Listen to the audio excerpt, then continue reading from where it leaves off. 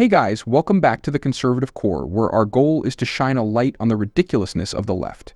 If you're tired of the mainstream narrative and want to hear what's really going on, you're in the right place, so make sure to subscribe for more.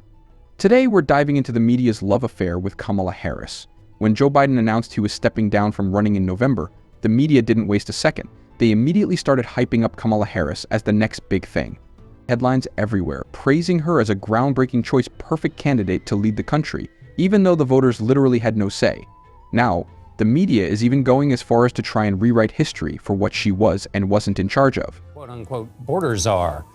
Vice President Harris was not a border czar. Meantime, Vice President and border czar Kamala Harris facing some backlash. What he said about Harris and immigration was not true. She was never appointed border czar. And this will be her first visit to the U.S.-Mexico border region since she was appointed as the border czar by President Biden. People gonna have to counter the misinformation. You already hear folks talking about the border czar. She wasn't the border czar. President Biden tapped Kamala Harris, Vice President Kamala Harris, to be the border czar. Now, she wasn't the border czar. That's what Republicans labeled her. They were very critical of Kamala Harris, especially in her role as border czar. Now what she's up against is folks lying about her border record, calling her a border czar. Kamala Harris, who was appointed as the border czar. The Biden team didn't declare her the border czar. They wanted her to work on kind of the root causes of immigration. There has been so much criticism against Kamala Harris. You know, she was the border czar. Calling her sort of the border czar, which wasn't necessarily the case. So the border, if they weren't planning to address it in a major way, do not make her your border czar.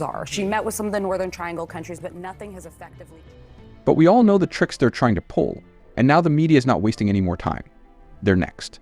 This initial media reaction is a joke, and why so many people don't trust them anymore.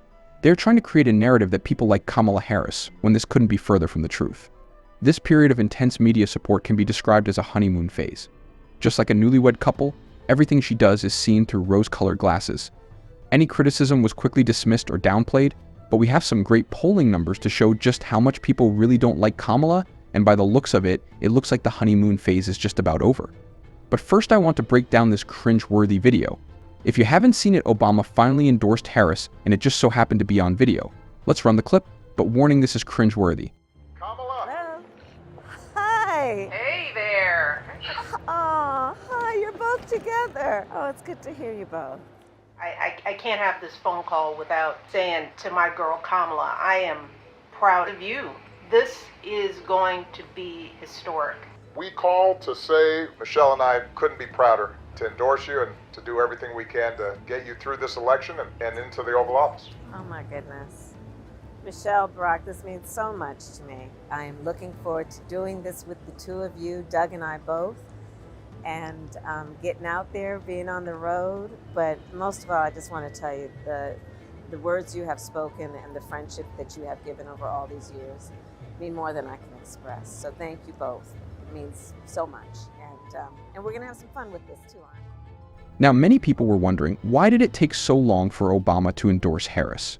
And the truth is, and this is according to Biden family sources who spoke with the New York Post, Obama is upset that Biden endorsed Harris as the presumptive nominee because he believes she will lose to Donald Trump. I mean, just take a listen to this. Obama's very upset because he knows she can't win. The source was quoted as saying, Obama knows she's just incompetent, the border czar who never visited the border, saying that all migrants should have health insurance. She cannot navigate the landmines that are ahead of her. The source also warned that Harris would likely make a fool of herself at the debate. Wait until the debate. She can't debate, they continued. She's going to put her foot in her mouth about Israel, Palestine, Ukraine. She's going to say something really stupid. With that being said, now I want to show you these biased polls and why they are so biased. You may have seen these on some of the media channels, and it paints a picture that Kamala is doing well. The first poll we got is from Michigan. So it looks like from this, Trump is losing by 1%, but what this poll won't show you on the top is the fact that 600 people were sampled, but it doesn't tell you how many Democrats or Republicans were polled. Or the fact that among African-American voters, 82.1% supported Harris, 11.5% supported Kennedy, and no black voters in this survey supported Trump. But here is the real kicker and why this poll is not really credible. Because there is the fact that this same poll was off by 12 points back in 2016. Their polls showed Clinton leading Trump 42.2% to 30.6% in a four-way poll of 600 likely state voters conducted after the second debate Sunday night. And of course, we all know what happened in 2016, and that was Trump won Michigan. And this poll was also off in 2020. It showed Biden led Trump 49.3% to 41.6% in the poll of 600 likely voters who were surveyed over 3 days following their debate. Or how about that Reuters poll that shows Harris leading Trump by 2 points? Again, what this poll didn't want you to know is that there were 802 people polled. Democrats surveyed was our 426 and Republicans surveyed was 376. That is a huge amount of more Democrats than Republicans. And this is the same reason why all Reuters and Ipsos polls in 2016 were wrong. They oversampled Democrats by 4 to 6%. But these are the real polls that matter. The polls in the states that are going to decide the Electoral College. States like Arizona, Georgia, Michigan, Pennsylvania, Nevada, and Wisconsin are some of the main states that will matter in November. Let's take a look at these numbers. In Arizona, Trump leads by 5 points. He's at 49%, while Kamala Harris is at 44%. This is a significant lead in a key state. In Georgia, Trump leads by 2 points. Trump has 48%, and Harris is at 46%. It's a closer race here, but Trump still has the edge. Moving on to Michigan, Trump has a 1-point lead. He's at 46%, and Harris is at 45%. This is a very tight race, but again, Trump is ahead. In Pennsylvania, Trump leads by 2 points. Trump is at 48%, and Harris is at 46%. This state was crucial in the last election, and Trump's lead here is noteworthy. Finally, in Wisconsin, it's a tie. Both Trump and Harris are at 47%. Kamala is really taking a big hit here, especially with black voters. Take a listen. The numbers that came out were basically 77%, or there it is, 76% would go with Kamala Harris, 21% with Donald Trump. Those are historic highs for a Republican, never mind Donald Trump, who I think got, a heck of a lot less than that. What does she need to do in your mind to try and get potentially some of those voters back? And we know that black men are the numbers that are growing for Donald Trump. Absolutely. So when we think about it, typically Republicans get about 12% of the black men vote and black vote collectively. So we got to shift that 9%. This is a huge hit for the Democrats. To put this in perspective, Trump got only 12%. If this stays the way it is now, or even goes down just a little, Trump could see a huge boost from 2020. And people are even calling into the Breakfast Club and saying how they really feel about Democrats and Kamala. Hey man, oldness is greatness, you know? You already know.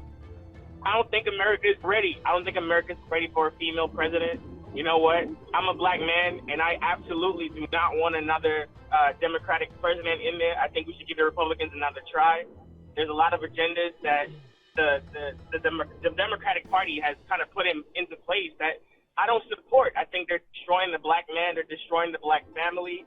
I think they're ruining our country. And if you're living in New York like I am, man, this place is a financial nightmare, not to mention crime. I think if we put Trump back in there, man, it's going to be amazing. Kamala cannot do what he's going to do to bring this country back to where it needs to be. And this is not a race thing, because that's the number one thing they like to say when they talk about Trump and how he's a criminal and blah, blah, blah, blah, blah.